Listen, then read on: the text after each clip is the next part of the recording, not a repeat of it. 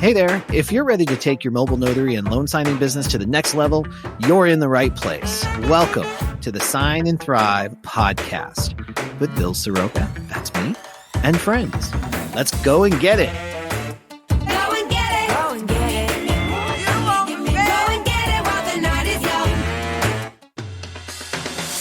Hey everyone, as you're going out and getting it, remember that time is money. If you want to save 15 minutes per appointment and still stay in compliance and best practice standards for your notary journal, check out the Notary e-Journal by Jurat Inc. It's designed to help improve your workflow and efficiency, and it allows you to capture signatures and fingerprints digitally right on your phone or tablet. This is the journal of the future. If you're ready to save time, money, and wow your customers, try the Notary e-Journal for just $1 at notarycoach.com/e-journal. All right, welcome to the Sign and Thrive podcast for notaries. I'm here today with my very special guest, Clyde Heppner, creator of the Integrity Journal and fellow mobile notary and loan signing agent. Clyde, thank you for joining us today. Thank you, Bill. I really appreciate being invited to participate and have a conversation with you. I do look forward to these, so thank you very much. Yeah, me too. I've really been looking forward to this. For a number of reasons, but you've really kind of carved a niche out for yourself in a couple different ways in this business, and I love a good origin story. So I'd like to find out, like, what drew you to the notary business? Why notary? Why notary? So we need to go back a little bit to sort of lay that foundation. So first and foremost, I came out into, I'll call it sort of this change of career for myself. I was in corporate America for a long period of time within technology, really enjoyed it, was part of the big revolution that took place in terms of data, and really, really enjoyed that, but also got to the point where I felt like I had contributed what I wanted to contribute and wanted to do something different in my life. And, you know, people talk about pivots these days. Well, this was a pivot back then, probably now 9 years ago. I pivoted and went absolutely the other direction and bought a yoga studio and did yoga for 4 years. Sort of refreshed my soul, they say, and sort of got some new grounding and perspective just because my life had been so busy and filled with things. This just really allowed me to slow down and to just take account of what I was doing in life. And then during this process, two things happened. One, I started to think about, well, what am I going to do here now that, you know, things are starting to click for me? Where do I want to go in life? I always think it's important that you have some kind of a plan and looking forward as to what you're trying to do. And I'm not like this kind of person that says, oh, you need to go out and have this multi-page plan and it's got to be PowerPoint and you need to take it to, you know, advisors. And no. You just need to have a direction of where you would like to go. And then you can start to fill in the pieces of how you may want to get there. But anyway, so I'm here in this situation. It's like, okay, where do I want to go now? And I recalled that there was a woman that came out to our home, and I think we've all heard this story now, and right. She was doing my closing, and she left me her card. And I called her, and I said, hey, talk to me about this loan signing thing. And from there, you know, sort of history began. And it was, wow, I mean, I enjoy being with people. There was something very special about the idea that I would work with people at these sort of, I'll call them critical or important points of their lives. So they're taking care of documents that are highly important or taking care of financial things that are quite large. And so that all resonated with me. And it was like, okay, well, let's go and look at this. But at the same time, I had a yoga studio. Okay. And it was one of those where all of a sudden, you know, I had talked with my wife and said, I think I'm ready. I think I'm really ready to move on. And I feel like I've done what I can here with the studio. And I would really like to start to pursue this other direction. And lo and behold, there was an offer, unsolicited. I had thought about, because I had always thought about prepping the business. And so there was always the, making sure that you're ready to sell at any point in time. And lo and behold, this offer came through, and within 6 months, it was all done. I was done with the business. I had done all my training, and I was now moving on into this new space of notary.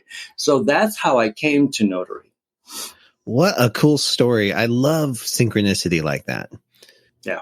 When you make a decision, it's like the universe unfolds. It's like, all right, this is kind of what I'm thinking about. And then everything falls into place to clear the way for that. Yeah. So I would say that I'm a big person in terms of intentions, sort of setting and putting them out there. But I'm also not the person that says, just because I have put out an intention doesn't mean I don't have to do work for the intention. Yeah. So that's a big part of how I look at that. I need to have that intention and make it known, but I also then need to start laying the groundwork to move in that direction. Yeah. I think I found the same for myself too. And you almost have to surrender a little bit too. Like, all right, here's the intention, and then let go, because it's not always going to look the way you thought it would, right? Oh, totally. And the being, this is sort of that oxymoron of being comfortable being uncomfortable, because making this kind of a pivot doesn't put you into a situation where you're comfortable. I pivoted out of corporate, and it was, now I'm a small business owner. So corporate was, you had a marketing department, an advertising department, right? Everybody had this big ass department. I have me. And you wear all the hats. And I wear all the hats. And that was extremely scary, because, I had put, capital into this whole thing. And so not only was the financial there, but also then just all of these new things which you had learned about at some point in time or had talked with others about, but now you needed to take action.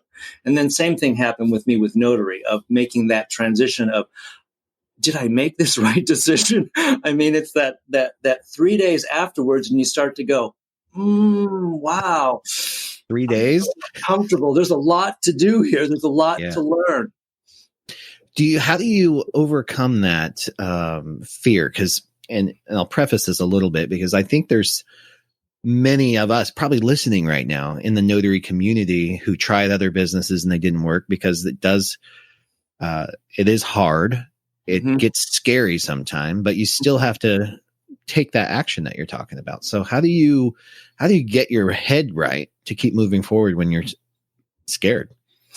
For me, and I want to say it was, I'm forgetting the person who made this quote, but it's the whole intent of, you need to get into whatever it is, right? So you can have a plan, but until you start to actually take the first steps into the plan, the fear doesn't subside. And it's the taking of the step that I have found that begins to remove the fear. Because now I'm beginning to work on that particular piece in front of me and moving forward.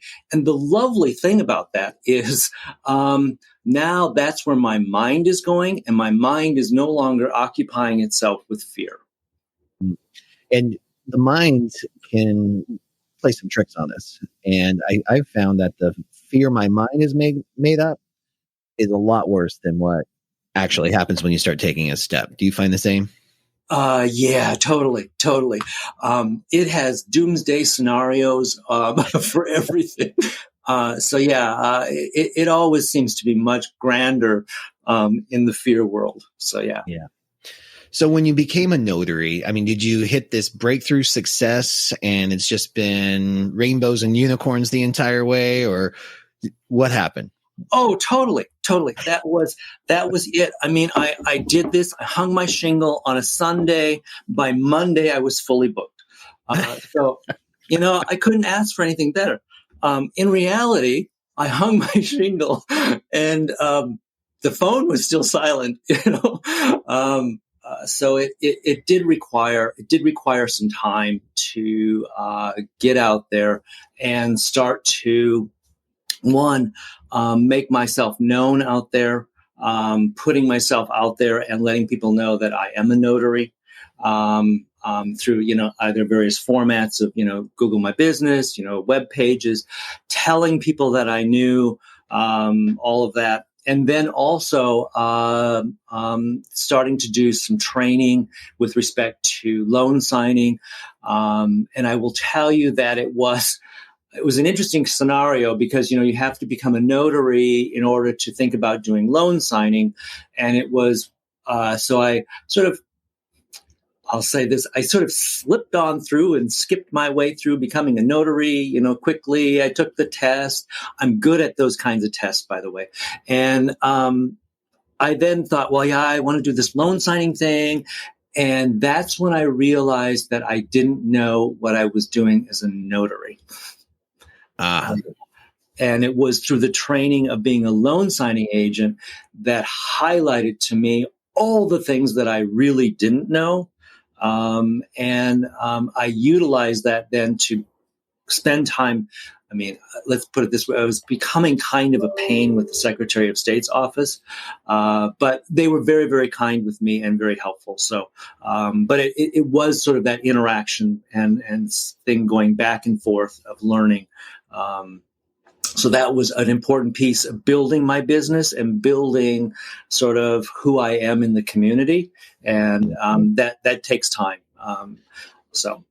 Well, and that level of commitment, that realization that you don't know, like that has sideswiped me so many times in this business in particular. You think you're running through, and as long as everything fits this one way, everything is fine. And then you get just nailed and you realize what you didn't know in the first place.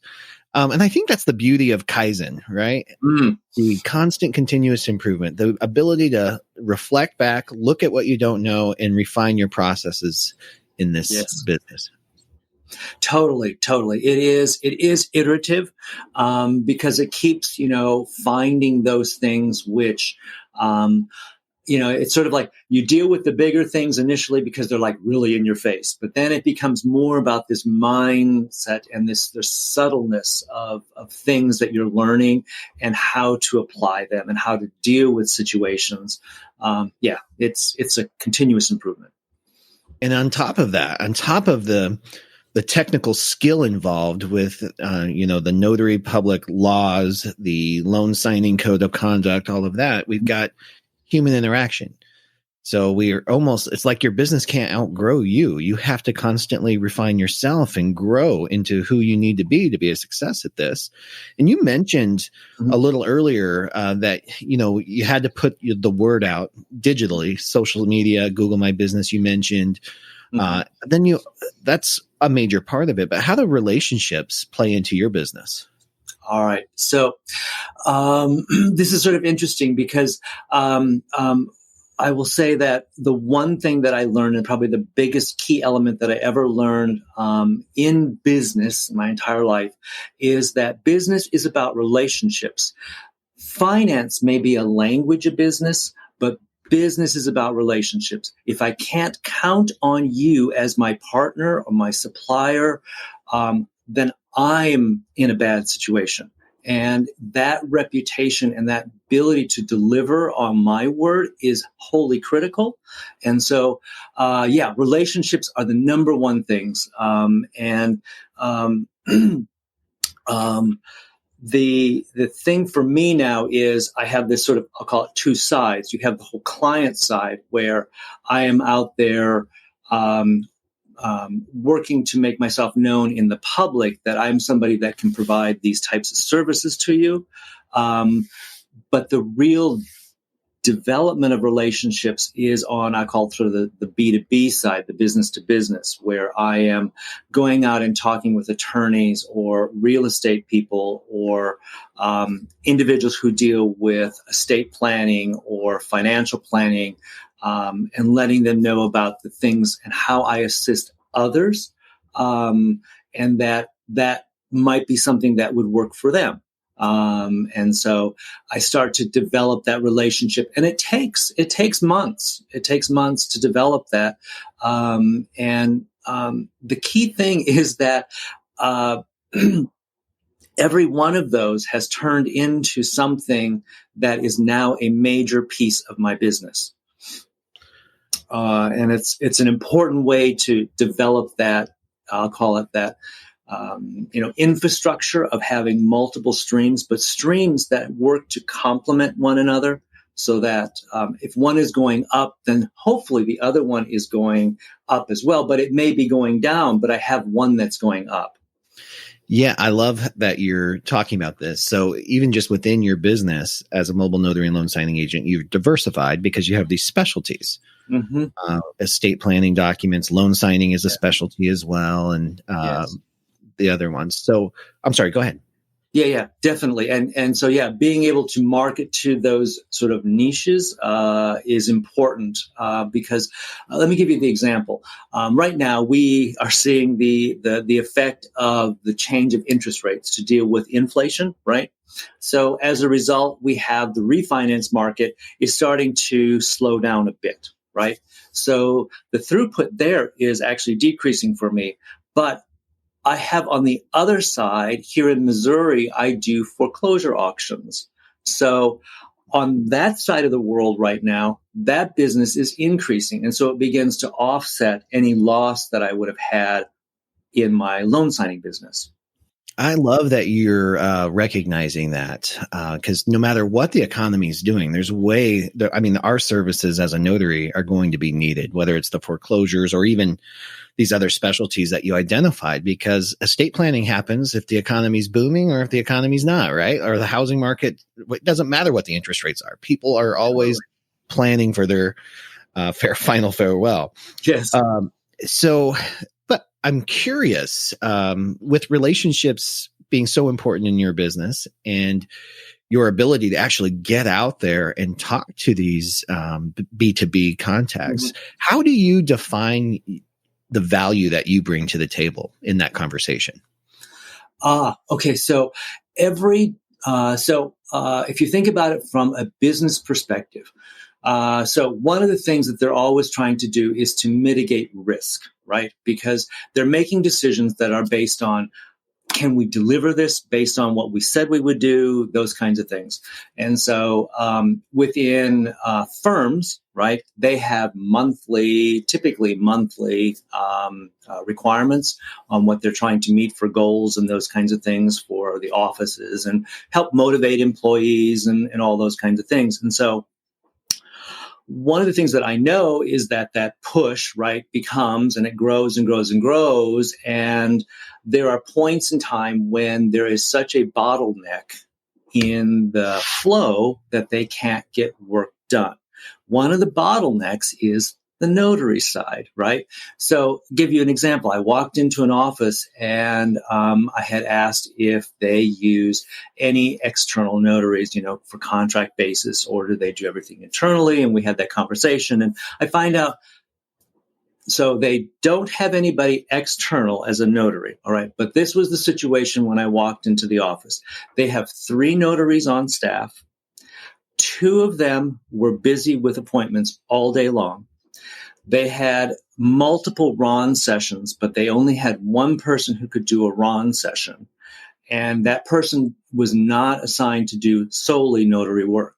So they were trying to juggle all of these different appointments and trying to get everything done, yet they don't hire an external person. And I said, hey, I totally get it. And I understand that that's your business. But if you get into a situation where you've got that big bottleneck and you just need somebody for an appointment or two, here's my information, more than willing to help out. And lo and behold, yes, indeedy, folks, about a month later, I get a call and this person said, oh, God, can you just help us out for today? Can you help us out? And so I could take an appointment or two off of their plates for them. And that grew. Right. And you sort of begin that whole process with them. They are truly an up and down kind of business with me, that particular client. But it shows that there was something there They needed help to see the value that I could bring. I love that you paint that picture for them. And here's what I think notaries take for granted. We assume that attorneys' offices, they know that we all exist and that we're all available for that. But I have found in my experience that attorneys, first, in school, they don't teach them how to run a business. They don't teach them all the other piece. They teach them the law, just like doctors, right? They just very narrow focused. Yeah. They don't teach them how to run a practice, and just like the law firm. So if you can get in there and show them the possibilities, I have seen like eyes just widen when I talk to an attorney and I let them know that there's notaries that will go to your client's house. Yeah. Or we can do this online. Yeah. And solve that problem. And I think you nailed it, because mitigating risk, and I have found reputation. Yeah. They are very concerned about their reputation, because that's everything. They get client referrals, lawyer referrals, everything. Yes. I mean, and if you think about it, you've got a person now. So if I'm the attorney and I have been working with my client for a period of time. And so, my wife and I, we recently updated our estate documents. That process was a couple of months. All right. So we've invested time with this, attorney now. And the last thing that person, that attorney wants, is to have somebody come in at the end and misrepresent them in a way that would be horrible to their overall profession. And so they want somebody that they can count on. And I think that's why it takes months. I heard an interesting statistic. I think it may have been from Jen Neitzel that just said it can take 7 to 14 touch points before a human truly trusts another one. So that's why consistency and persistency pays off so well in this business.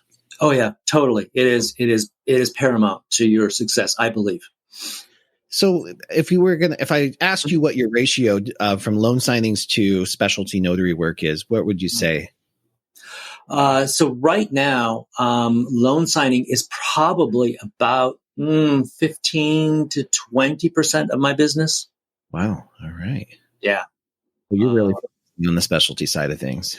Yeah, definitely. And I will say that, again, this exploded for me as a result of the confidence that I was able to build by learning to be a good notary, if that makes any sense. That makes total sense. Total sense. I think when you know your notary laws and you know what you can do and what you can't do, and I think that's the terrifying part, right? Because we're always like, I don't know if I can even do this. But when you take the extra steps to study the statutes, engage with your Secretary of State, get the clarity, and even know what your notarial acts are, so you know which one to not do, it totally changes your confidence, and you become the expert. You're the go-to notary now. In your state. Even attorneys probably come to you for a little bit of advice on notarial law sometimes, would you say? Yes. So I actually had a firm when we sat down and talked, and they just wanted to know, based on my knowledge, some of their certificates and the ways in which they were approaching it. And so I just gave them my view and what would make it easy and what would be great for that certificate and how to update it and those kinds of things. So, yeah.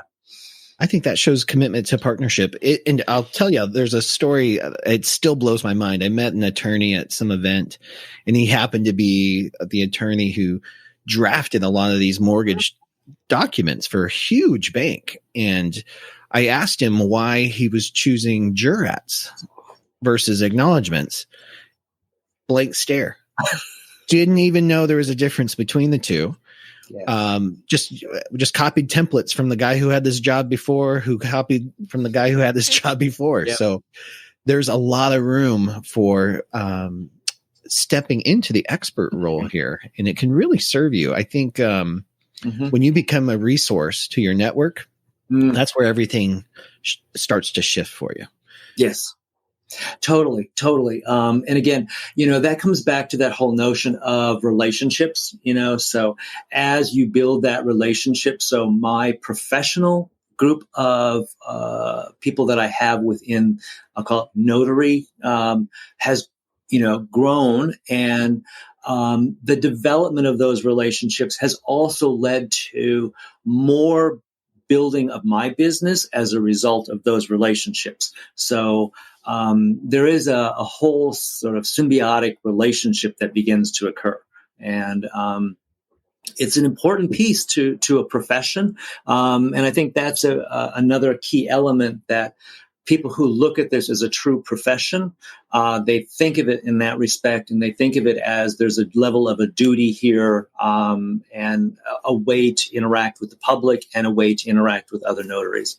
So I love that you even brought that up, because I think Maya Angelou said there's no success if you don't help people.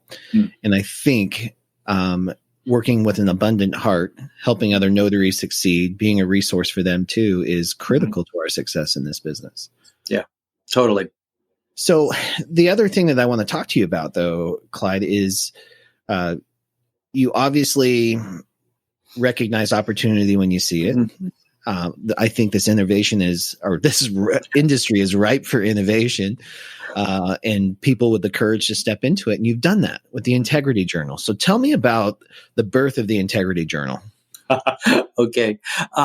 So my writing style, just so that you get a framework of how I write, it is big and it is sloppy. So, I mean, I spent, 5 or 6 years in graduate school, and over the years of taking notes, let's just say that there's a reason why people scribble that way, because you're just feverishly taking all these notes, right? And my handwriting has just dissolved into just abysmal thing. So now I want you to imagine sitting in front of a notebook where you've got these very, very small boxes, or you've got very small areas in which to write in. And now you've got this Claude that's coming along and trying to scribble in through all those areas. And so I became really frustrated, is what I'm trying to communicate, based on the layouts that were there. And I kept thinking, yeah, for a single document, this is just all hunky-dory. I mean, I can write this stuff all day long. But you give me 2 or 3 documents, which is an estate planning, we're starting to move in, financial planning.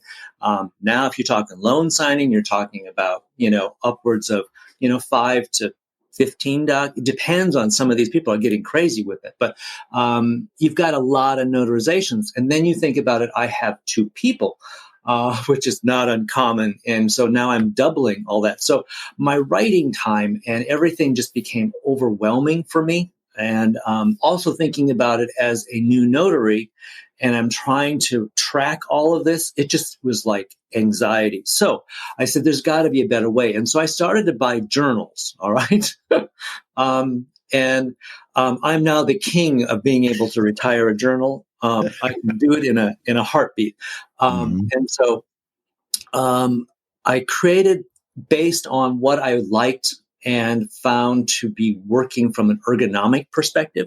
So luckily, I have a background that comes out of, it's out of psychology, but it deals with the whole aspect of visual design, cognitive processing. So being able to think through and work through a flow is something that is normal for me. And so being able to create something that I could use and felt more confident as a result when I went out to those appointments was my goal. And that was how it started. And that's the evolution of that then to the current day format. Yeah, well, and I've never heard that part of the story. I love that there's almost a science to this, and that explains all the 5-star reviews. And I can't tell, even when we bring up the Integrity Journal on TNT or in a conversation, there's a dozen people that are like, oh my gosh, I love the Integrity Journal. It just clicks for so many people. And that's a gift. What's some of the standout features of that? So I think there's a couple of different things. So one, a good journal should walk the notary through the notarial ceremony, to use sort of Clausen's vocabulary here.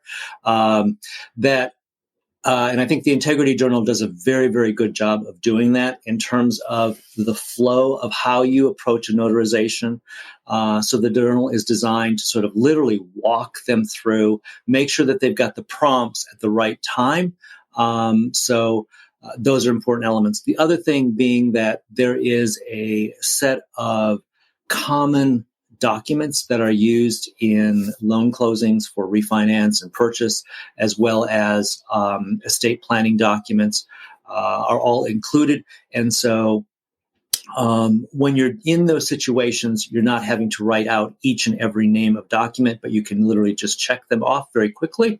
And people talk about the amount of time that this then saves to them in terms of the efficiency at the signing table, and that their signers are only signing in one spot. They're only providing one thumbprint. And then it has things that I would say are real protections for the notary there.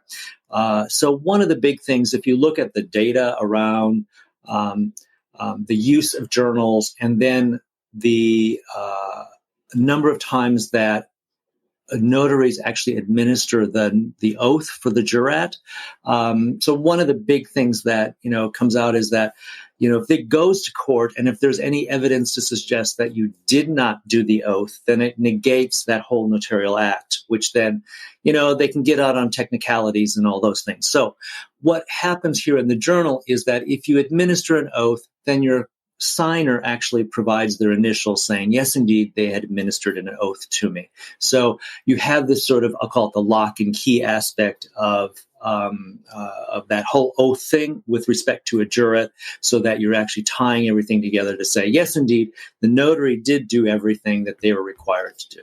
I love that particular aspect of your journal because it really highlights the importance of that oath, both for the notary, who, quite frankly, our industry just skips right over that. In fact, when you do deliver an oath, people go, nobody's ever done that to me before. Yeah. And I think it is important, obviously important. Mm-hmm. And then the signer realizes that it's important too. I just took an oath that said the information I provided on this document is truthful. Yeah. So, yeah. And I think that's really important on how your client or that signer sees you as a notary as well. And that anything that you can help them sort of be more reassured that what you've done is going to protect them, the better off you are. Absolutely agree. And as far as the use of your journal, is it pretty widely accepted now? Yeah. So it is now being used in, I believe, all 50 states. Since California has come out with their new guidance, so that the California League of Independent Notaries put out after a conversation with respect to the manager of the compliance area of the California Secretary of State's office, being able to talk to the use of journals like the Integrity Journal or the Modern Journal, that being acceptable within the state, with one slight modification. And so the only thing you have to do for the Integrity Journal, of course, is just put down the individual notarization cost by each document, and then you are in absolute compliance. That's fantastic. Congratulations on that too. This has been an incredible project. And I have a couple of questions I want to follow up with on that. But before I do, there's might be people listening, new notaries that might be listening and looking, because choosing a journal is so overwhelming. They don't know what they don't know yet. But if they maybe started with another journal and they want to try out the Integrity Journal, can you speak? I know every state can be different, but can you speak to the idea that they can retire journals earlier than completion? Yeah, definitely. So most states, when they come to journal requirements, from what I've read so far in all of those statutes, and of course, always go back and follow what's ever in your handbook or what your Secretary of State's office puts out. But most states, the requirements are they want to have no more than one journal active at a time. Some states allow for two under circumstances, offices and things like that. But anyway, let's just go with the notion of you have one journal. And if you want to retire that journal, you just need to literally put a strike through all of the entries on every page that's not being used. So I just take a big marker and I put a big X on every page. And if I want to get classy with that particular one, after the very last entry where I had my last notarization, I write end, and then put X's on every page thereafter and cross through everything. So that way you can show that there's nothing else in the journal and it has been retired. Beautiful. I think that clears up one of the big misconceptions, is that a notary has to finish the journal they're using. You don't have to. If it's not working for you, if it's creating inefficiencies in your business or sucking the joy out of your business, switch journals and do what Clyde did. Experiment a little bit. Mm-hmm. Try the integrity journal. There's a few others out there, of course, and I did the same thing, Clyde. I have so many old journals, and because it's like my diaries and my journals, right? My regular journals. I have to find the right one for that. And I'm so glad you did that. Thanks. So, all right. There is, as we wrap this up though, I'm really curious because I know that creating something new, such as the Integrity Journal, is not easy. And there's roadblocks and there's so many things you have to figure out. Talk to me a little bit about first the curiosity to even follow that trail, right? Follow that string, and then the courage and the persistence to keep going when it got challenging. So I think, I have heard the statement over and over and over of, follow your passions, follow your passion. And it comes to me like there's like one singular passion that I may have. And what I have learned about myself over time is that it's less about having a passion and it's more about what is capturing my curiosity at this time. I guess I'm considered a creative person, but I also have an analytic side. But it's all about sort of keeping me engaged and active into something. And so as I'm going forward in life, and so here I am as being a notary, I'm now frustrated, and I'm now seeing sort of the light that, oh, hey, wait. I called the Secretary of State and I said, so is it possible that I can actually create my own journal? And they sort of, they're very hesitant at first and going, well, yes, you may, but it has to meet these requirements. They're thinking, here comes Jethro from the hills with his notebook that's spiral bound and, so, so anyway, I understood that I could actually do this and that it's real. And then when I started to do that, then it was, well, how am I going to actually this works for me, but does it work for anybody else? So trying to figure out how do you actually do a beta trial to get to these notaries, So, when I was in corporate, we had databases. I had nothing. I had a blank email contact list. So, being able to participate with TNT to actually recruit people was huge, really huge to the success of that journal because it laid the foundation for making some subtle changes that were important to the journal. And then sort of as a jump off point to be able to say, here we are, we're live. And there is nothing more exhilarating than to say, yes, indeed, we're live. We are selling the journal today. But at the same time, that there's that mind that goes in and it says, yeah, but what if nobody buys it? Yeah. And you didn't have that problem. The Integrity Journal is a bestseller. People love it. We talk about it all the time, but I'm curious because I had a weird thing when I published my book, and I didn't find out until like 18 months later that it was actually grief, creative grief. It was like I birthed this book into the world and I missed it. I missed the creativity. I missed working with it every single day, right? Like I published it. It got a life of its own. It was gone. It didn't need me anymore. Yes. Did you experience anything like that? Yes. So this is that whole thing for me of there's that creative process, there's that development, and then I love that feeling. I love that. But there is all of a sudden this end, right? And then it's like, okay, yeah, I can sit back and have my celebratory beer and say, good boy, you did well. But it's like, yeah, well, what am I going to do tomorrow? And that's where, for me, all of the daily operation stuff starts to trickle in, and that becomes less interesting for me, and more overhead. So I'm dealing with, copyright infringements, trademark infringements now, all those lovely things that go with it, right? But still, at the end of the day, it still gives me more joy when I talk with people and hear about their experiences and the value that the journal can provide to them. So I really enjoy that. I also really enjoy, this is now getting next to my lack of creativity with respect to having created the journal, but there's a whole set of ancillary things around it now that I'm beginning to explore. So ways in which that I can still be creative, but it would still be relatable back to the journal that might help the journal. So I'm playing with a bunch of different ideas and projects. I'm so glad to hear that. That's going to be my next question for you, is what's next? And I'm sure maybe can we talk about it now, or is it a little too premature? Do we need to wait?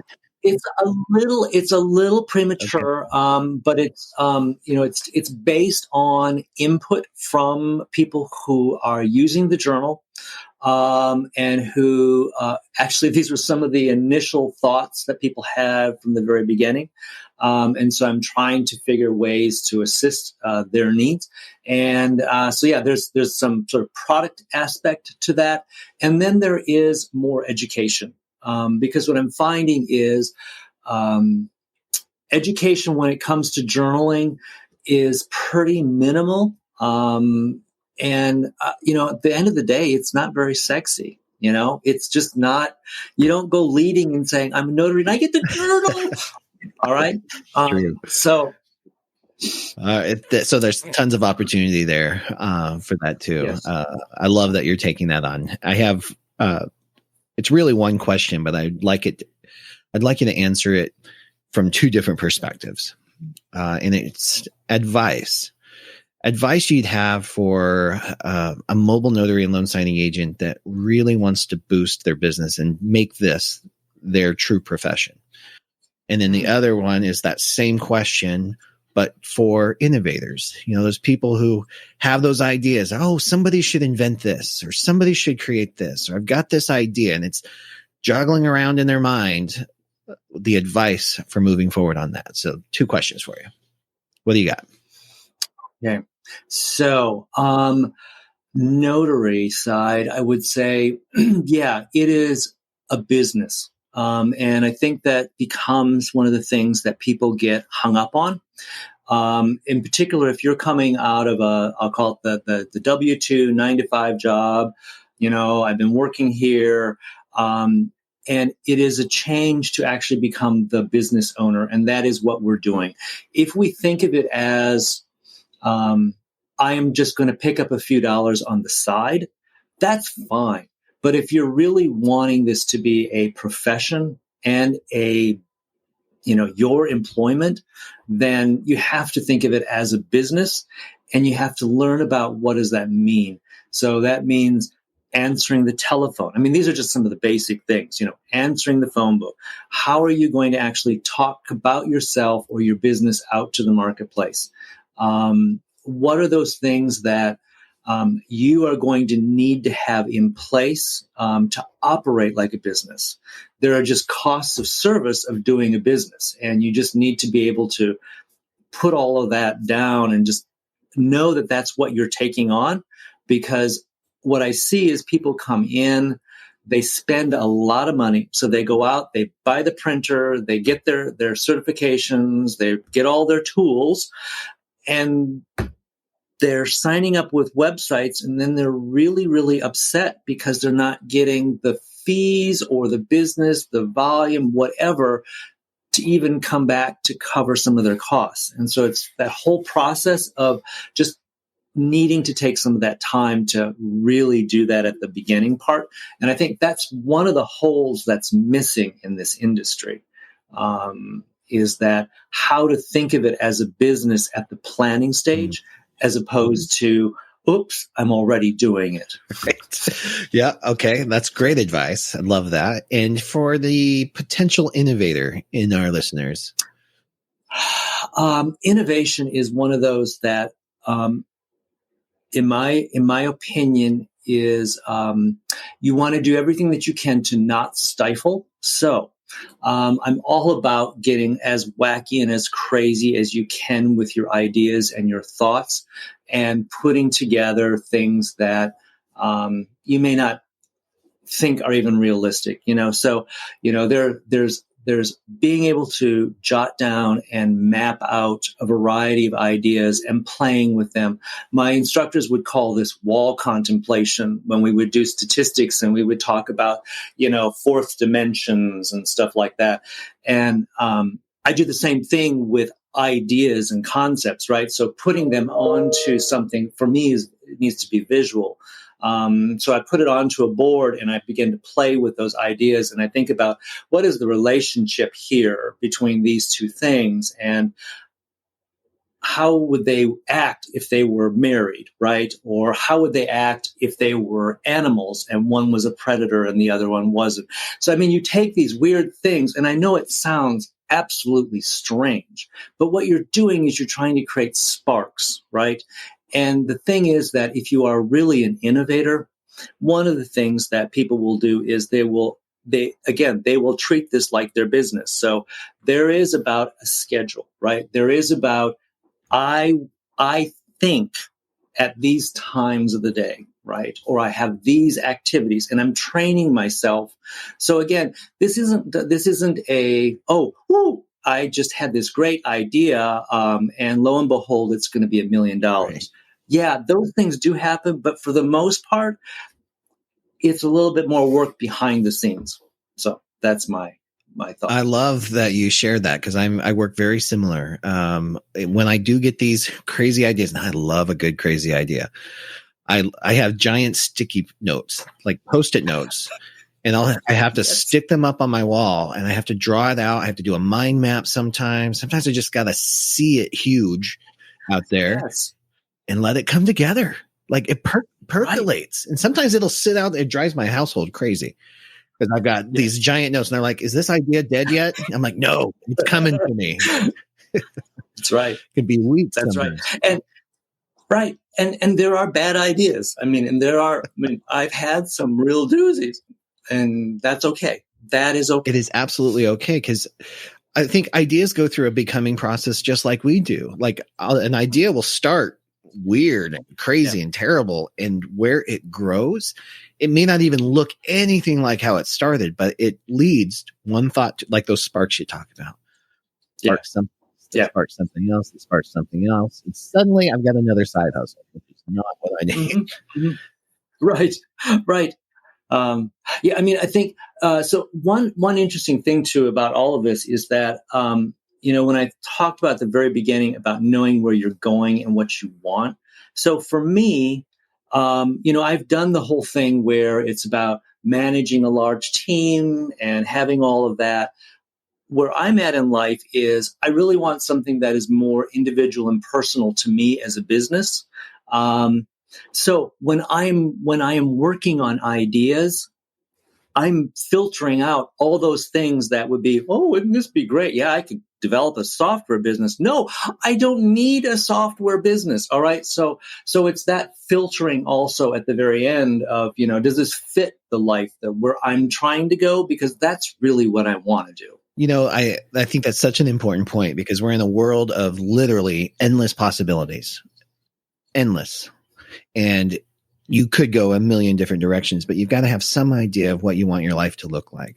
So I love that. Mm-hmm. But one thing came to me as you were talking and following your curiosity and having courage to step into this. Mm-hmm. I kept thinking about the inner critic. And one of the questions that I know that people listening have to answer when they do finally maybe just a timid step towards innovating, maybe it's writing a book, maybe it's creating a journal or software or a RON platform. Mm-hmm. That question is, who do you think you are? How do you answer that? Yeah. Okay. That is probably one of the more difficult ones, because for me, that whole thing is built off of confidence, right? And when I'm asking myself that question, it means that my confidence is somehow out of whack to me. And I need to figure out what's causing this, because this is not going to be productive. All right. So I changed that whole thing around. That is probably one of the things that becomes a nemesis for me very quickly, is when I start to do that. So you peel back the layer. You see it as a trigger. All right, I've got to figure something out, which is another curiosity string. Correct. That's awesome. Thank you so much for sharing that, Clyde. I really appreciate that. What a great conversation. I literally feel like I could just hang out and talk all morning with you about life and philosophy. So thank you for sharing that. Thank you for joining us on the Sign and Thrive podcast. My pleasure. Really appreciate it. Thanks, Bill. Guys, if you're interested in checking out the Integrity Journal, lots of places to find that, of course, Amazon being one of them, but also I have the links right here in the show notes. And Clyde, do you have a website that people can visit? I do. It is mobilenotary.kc.com. So mobile notary and then the initials KC for KansasCity.com. All right. Wonderful. Thanks again, Clyde. Really appreciate you. You're welcome. Thank you so much for listening to this episode of the Sign and Thrive podcast for notaries, brought to you by the Notary e-Journal. I love hearing from notaries all over the country about what this electronic journal is doing for them. Listen to what Ryan has to say in his completely unprepared and spontaneous comment about the Notary e-Journal. This is Ryan from California. I love using the Notary e-Journal because it truly makes the journal process easier for us notaries. My clients love it because it's fast and seamless for them. And at the end of the day, I know how important my clients' time is to them, and the Notary e-Journal definitely helps. Overall, it's a great tool for a notary to have at their disposal, and is definitely something I would suggest all notaries to try out. Thanks, Ryan. You heard the man. Check out the Notary e-Journal for just $1 at notarycoach.com/e-journal.